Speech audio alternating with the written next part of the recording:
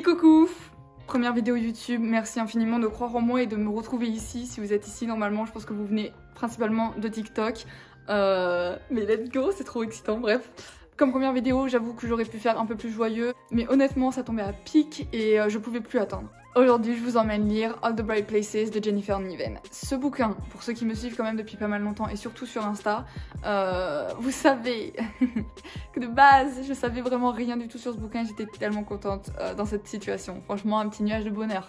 Trop hâte de le lire, jusqu'à ce que je tombe sur un edit sur TikTok qui ne mentionnait pas le gros spoiler qui était inclus dans la vidéo. Un spoiler de la taille des montagnes russes, parce qu'en gros il me spoilait absolument toute l'histoire.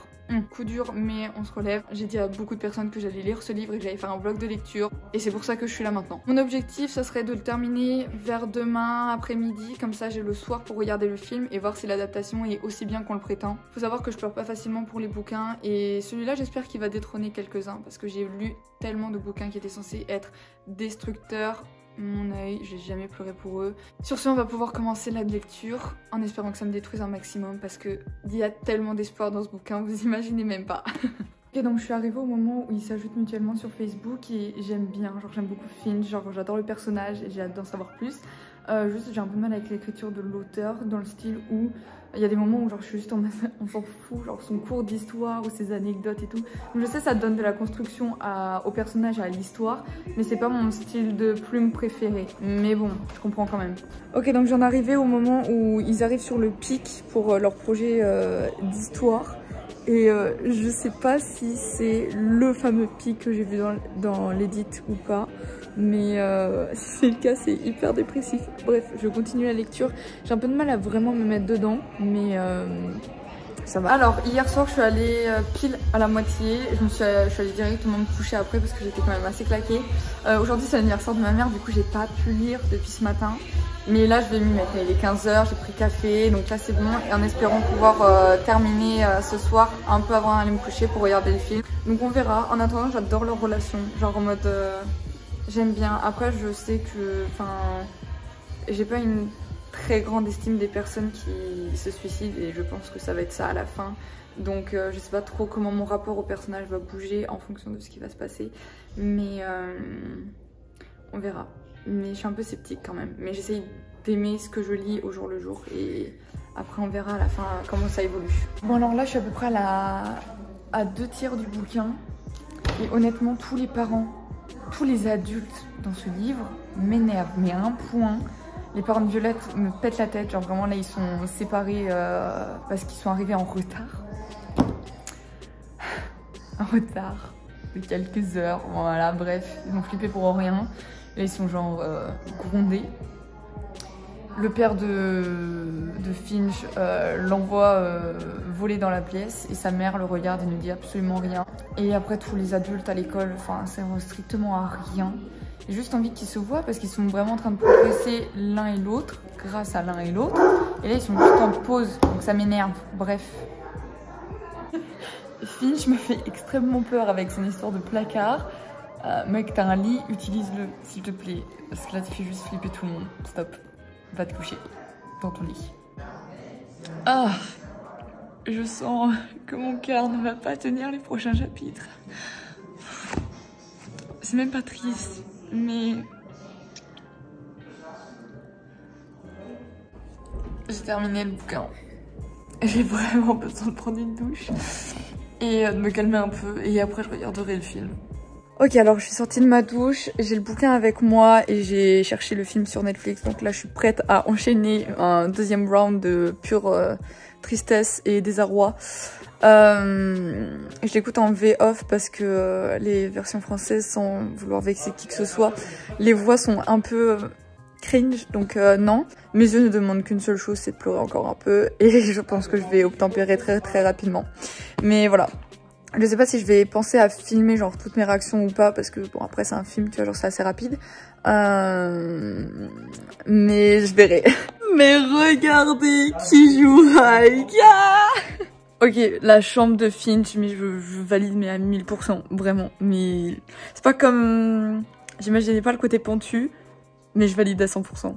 Ok, faut que j'arrête de réagir toutes les 5 secondes, mais honnêtement, cette adaptation est très très réaliste et suit énormément le schéma du bouquin. Ça fait extrêmement plaisir. Voilà, c'est tout pour moi. Je vais retourner chialer très doucement face à autant de douceur. Ok, alors là on est le lendemain, du coup j'ai terminé le livre et le film et j'ai pas mal de choses à dire. Donc en premier au niveau du bouquin, je comprends qu'il y a des personnes qui ont été genre détruites par ce bouquin, genre c'est compréhensible vu la fin.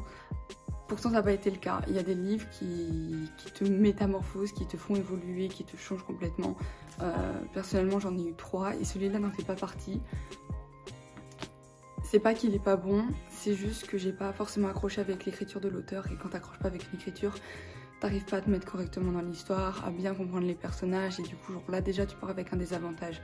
Je pense que le but de l'auteur dans ce genre de livre c'est vraiment de relier l'âme du lecteur à l'âme du personnage qui va avoir un passé tragique pour être sûr de bien tout niquer après. Et ça a été mal fait pour moi. Et je dis mal fait pour moi en réaction à son écriture, mais c'est pas elle qui est en tort, c'est juste un décalage on va dire. J'ai quand même pleuré toutes les larmes de mon corps, vous en faites pas, j'ai encore les yeux mais genre boursouflés comme pas possible. Mais c'était une bonne expérience, j'ai surtout aimé le fait de pouvoir lire le livre et voir l'adaptation cinématographique. Ça c'était intéressant, d'ailleurs l'adaptation j'en parlerai après, mais pour ce qui est... Enfin moi ce qui m'a vraiment fait... Moi dès qu'il y a un personnage en fait qui pleure et après on va revoir son corps, je crois que c'est le truc le plus traumatisant que ce soit dans la vraie vie ou dans la fiction. Donc quand j'ai vu cette ligne là j'étais en 1000 morceaux vraiment. J'étais contente de ne pas l'avoir vu dans le film parce que sinon je pense que j'étais repartie pour genre une crise mais de 2 heures. Pour ce qui est du film j'étais hyper contente. Franchement, honnêtement, j'en ai pas lu, j'ai pas vu et lu d'adaptation. Genre j'ai rarement, à part pour After, en fait, j'ai lu le livre et après j'ai vu le film ou vice versa. C'est le seul. Du coup, j'ai pas vraiment de retour version adaptation, comment ils sont généralement. Ce que j'ai adoré dans l'adaptation, c'est tous les clins d'œil de l'histoire qui étaient mis dans le film. Genre franchement, si l'auteur devait être genre à côté de moi et me faire un clin d'œil à chaque fois qu'il y avait une petite référence du bouquin, mais mon dieu, elle aurait fait une crise d'épilepsie, la pauvre. Vraiment, c'était trop bien, il y avait tellement de trucs. Dans une adaptation, c'est totalement normal de pas pouvoir mettre 350 pages en 1h48, c'est normal. Et je trouve que franchement, c'est un challenge pour nous lecteurs de voir comment ça a été fait et de le réaliser. Et honnêtement, ça a été hyper bien fait. J'étais juste trop contente, genre au niveau de la famille de Finch, il y a eu quelques modifications, il n'y avait pas sa petite sœur. Mais c'était quand même hyper bien réalisé. Et après il y avait, quand on le voit à l'enterrement, on voit sa famille avec le petit, sa belle-mère et son père. Donc ça j'ai grave kiffé. C'était hyper fidèle au bouquin. Après un seul truc où j'étais juste un peu déçue, c'est le fait que du coup les étapes de fin où elle va faire tout un parcours sans lui pour retracer un peu ses pas, ça a été mélangé au milieu de leur relation au lieu d'être à la fin. Mais ils ont quand même gardé l'église. Et ils ont mélangé la peinture avec écrit j'étais là, donc j'étais contente. Mais j'ai pleuré toutes les larmes de mon corps sur ce bouquin et sur le film. Mais c'est pas pour autant que ça m'a détruite. Mais ça reste quand même un beau bouquin. Du coup moi je reste sur 3,5 étoiles. Il y en a peut-être qui vont me dire ah t'es méchante. Sûrement. Mais honnêtement, j'arrive pas à mettre 4 étoiles. Mais il est quand même bien. C'est juste que ça a pas collé pour moi. Donc je vais pas mettre 5 étoiles sur un truc qui a pas forcément fonctionné avec moi. Sur ce, j'espère que cette vidéo vous aura plu. Je pense que la prochaine vidéo, ce sera un vlog à Paris. Et celle d'après, je vous ferai des recommandations parce que j'en ai plein. Faut que je liquide et je sais que vous allez adorer. Donc on se reverra la semaine prochaine. Merci d'avoir regardé cette vidéo. Tous les liens pour mes réseaux sociaux sont en barre d'infos. Je vous invite très fortement à me suivre sur Instagram parce que c'est là où je vais faire tous les sondages et vous permettre de participer, à interagir avec moi, que ce soit pour des TikTok, des vidéos ou tout simplement pour le fun. Donc voilà, je vous laisse tout et passez une excellente journée. Je vous aime.